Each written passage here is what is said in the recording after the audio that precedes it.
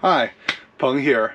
I am a travel addict, but I am not a very handy person. But today I'm going to try to fix the main cabin light switch on my 2021 Storyteller Overland Classic mode. So we'll see how it goes.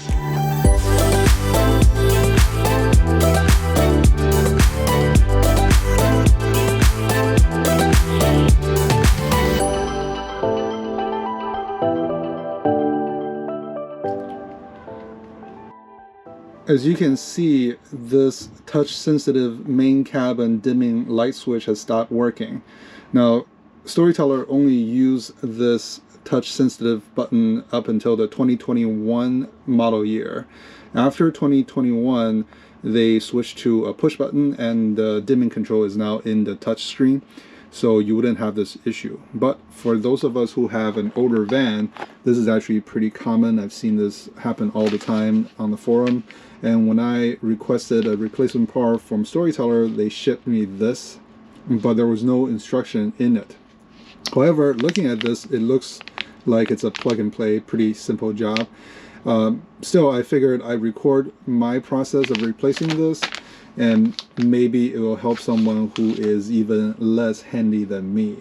And in case this happened to you in the middle of a trip and you're freaking out thinking, oh my god, am I gonna have to drive the entire way home with these lights on?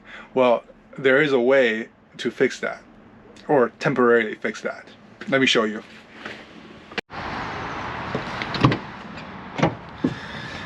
If you come to the back of your van, this bottom panel is where all your fuses are.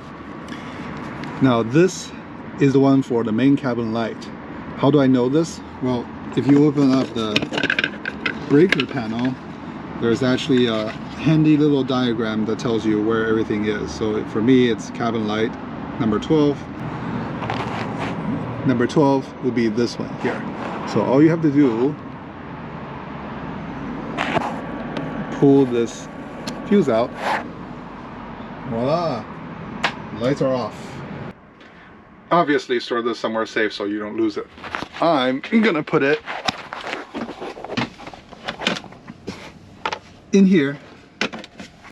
The best part is, if you pull the fuse out, all these side cabin lights, they still work. So if you turn all these side lights on at night, it's pretty bright in here. But for some reason, if I really want the main cabin light to be on, all I have to do is go out, push the fuse back in when I'm using it, pull it back out at night when I'm not using it.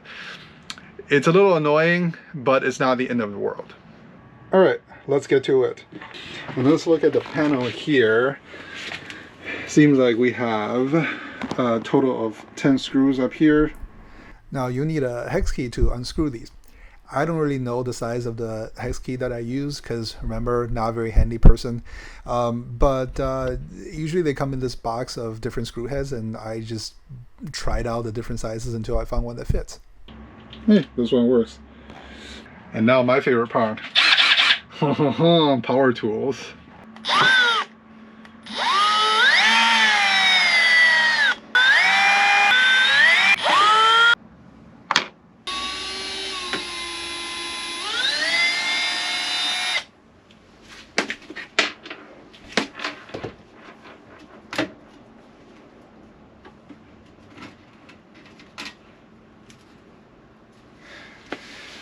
Yep, just as I suspected, it's a simple plug and play. Let me show you.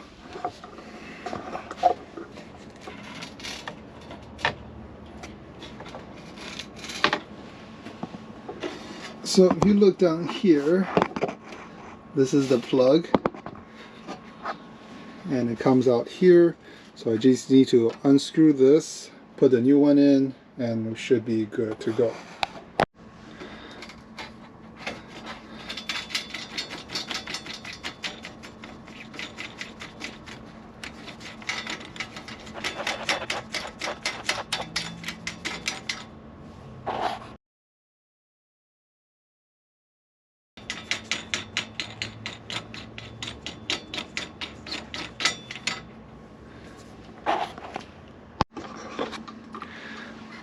Let's see if I can do this one-hand operation.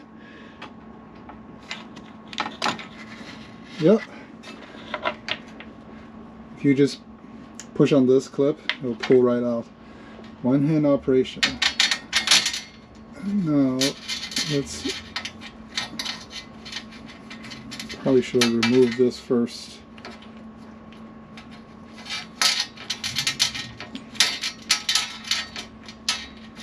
I'm gonna have to do this two-handed. Alright, I got this out, but I'll use this one to demonstrate because it's easier, closer to the camera.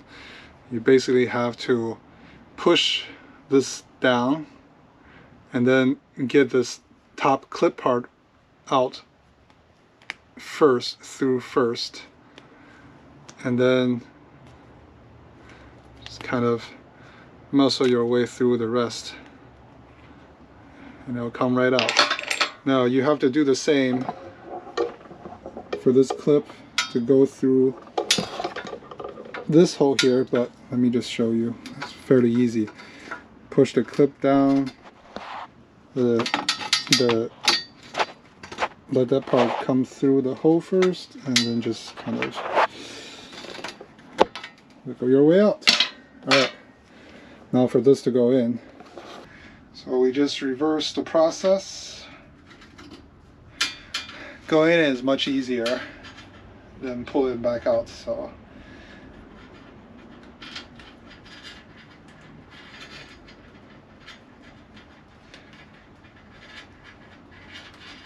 pull this screw back through.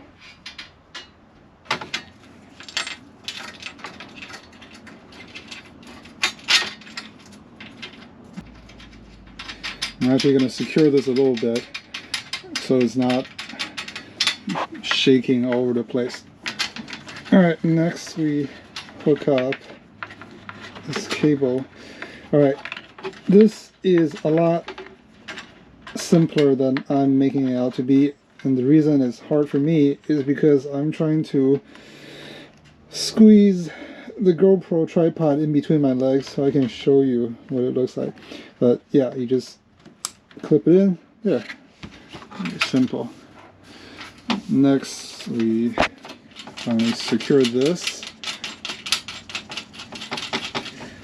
I imagine you probably should use some kind of tool to secure it, but I don't think it's going anywhere.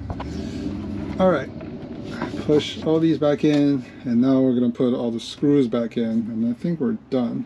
Actually, before I do that, I'm going to test it, make sure this works.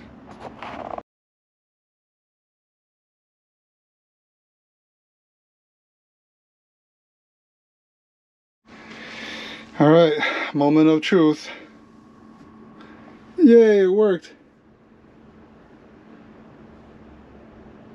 Dimming works.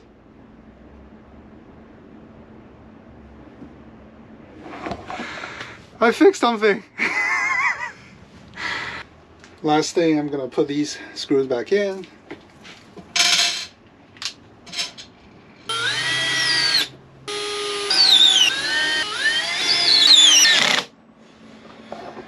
Well, that was pretty simple, even easier than I thought, and the whole process took less than 10 minutes, and that's with me trying to do recording at the same time. So if you're not very handy, definitely don't be intimidated by this repair. So I hope that video has been helpful, and I will see you next time.